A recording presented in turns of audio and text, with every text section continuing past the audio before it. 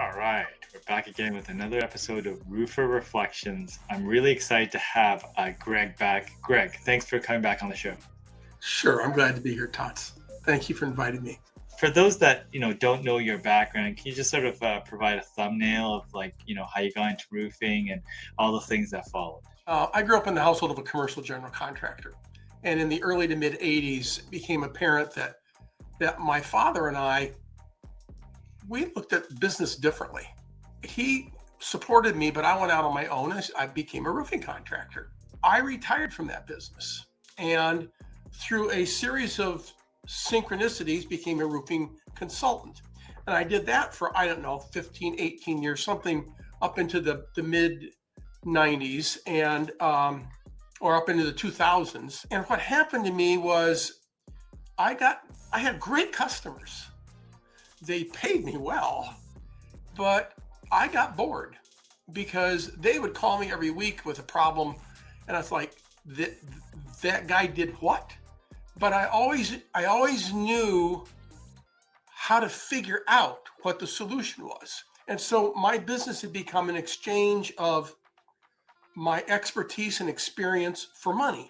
Now, there's nothing immoral about that, but I want my vocation to also give me challenges that I was not getting. So meanwhile, as a roof consultant, I'm working with all these contractors, and I spend most of my time working with their service departments. And what I discovered is most contractor service departments are horrible, just terrible.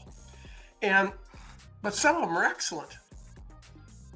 And so I decided to find out why.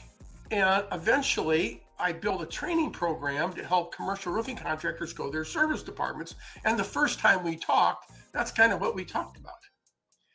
Well, so I became this clearinghouse for all these best practices. And somebody would call me from, like, I don't know, let's say New Jersey with a question.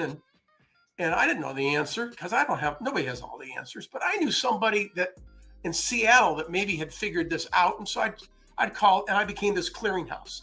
And one day I said, why don't I just get all these guys in a room? So I formed my first peer group. And it took literally a week. I just called people on the phone, say, this is what I'm doing. They said, I'm in.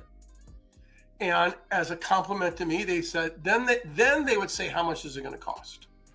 Because they recognize the value of sharing.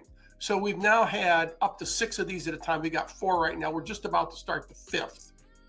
And they've been massive home runs for contractors because you share best practices, you work on common problems. There is no problem that you have that somebody sitting at that table with you hasn't figured out or understand, or at least understands. Okay?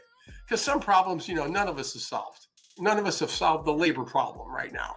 There's a shortage of labor and it's real. But being able to sit at a table with people that can relate to you and understand really is comforting, helpful to people. So we've been doing that. So I've been kind of evolving. What have you learned through all your sort of evolutions or changes? I've learned that I like change, which I kind of knew. But there are certain fundamental things that have appeared in all of my work, both as the owner of a company or as a facilitator where I'm helping or coaching other companies. And that is that most leaders of companies are figuring this out as they go along. And what I've discovered working with the contractors in all these groups is everybody's like that. We've got guys in our peer groups that when they joined, they were $4 million a year, and now they're 20. So that's a 5X in like 4 years, rapid growth. And they're sitting there, they have no idea what they're doing. They do, but they don't feel like that. They feel confused. They're stressed because they have all this new stuff that they're dealing with they've never had to deal with before.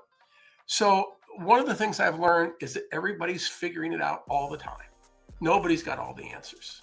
If someone in the roofing industry or newer to the roofing industry is considering ownership or going through the entrepreneurial route, what sort of advice do you have for them?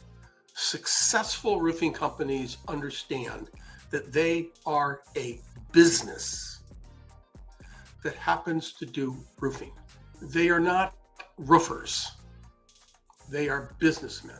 And the idea that if I just put a good roof on, people will beat a path to my door, no, that doesn't work.